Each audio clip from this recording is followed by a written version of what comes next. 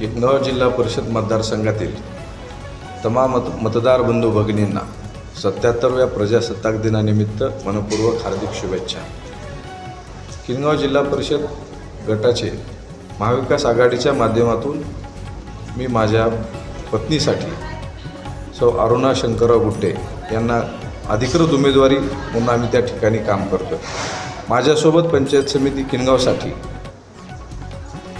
वारसा आणि कर्तृत्व जो त्यागी वृत्तीतून केलेलं एक नेतृत्व या भागात होऊन गेलं, अशा मधुकरदादांच्या सौभाग्यवती आमच्या काकू त्या ठिकाणी जमुनाबाई मधुकरदादा मुंडे उभा आहेत आणि माझ्यासोबत माझा एक तरुण सहकारी धानोरा पंचायत समितीमधून अतिशय लोकाभिमुख कार्यकर्ता असणारा आनंद पगडले नावाचा त्या ठिकाणी उभा आहे। मी माझ्या मतदारसंघातील तमाम मतदार बंधू भगिनींना या ठिकाणी आवाहन करू इच्छितो, ही लढाई परिवर्तनाची आहे, ही लढाई बदलाची आहे, ही लढाई तुमच्या लेकरांच्या उज्ज्वल भवितव्यासाठी आम्ही त्या ठिकाणी लढतो आहे।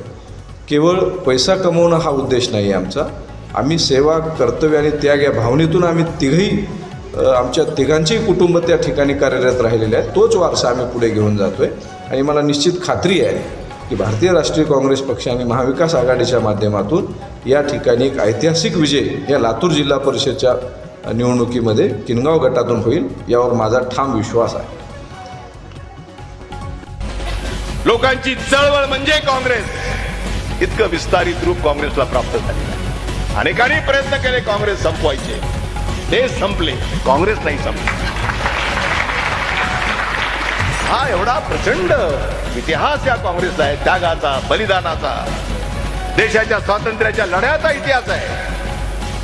ही काँग्रेस की अशी कुणाला संपू शकत नाहीये आणि काँग्रेसने नेहमीच गरिबांचा विचार केला। आज ही काँग्रेस म्हणते काँग्रेस का हात आम आदमी के साथ।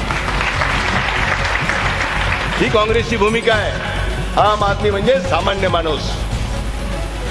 काँग्रेस का हात केवळ श्रीमंताच्या बरोबर असं नाही म्हटलं काँग्रेसने। आम आदमी म्हणजे समाजातल्या प्रत्येक जाती धर्मातला गरीब माणूस। ही भूमिका काँग्रेसने स्वीकारली। महिलांचा सन्मान वाढवण्याचं काम काँग्रेसने केलं।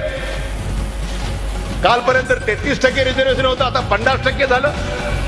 आता 50% आमच्या भगिनी जिल्हा परिषद, नगर परिषद, कॉर्पोरेशन या प्रत्येक ठिकाणी आता जेवढी लोकसंख्या आहे 50% त्या लोकसंख्येच्या प्रमाणात त्यांना मानाचं स्थान प्राप्त करून देण्याचं काम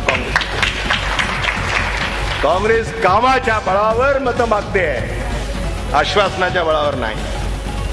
बाकीची लोक आश्वासनाच्या बळावर मतं मागू इच्छित आहेत।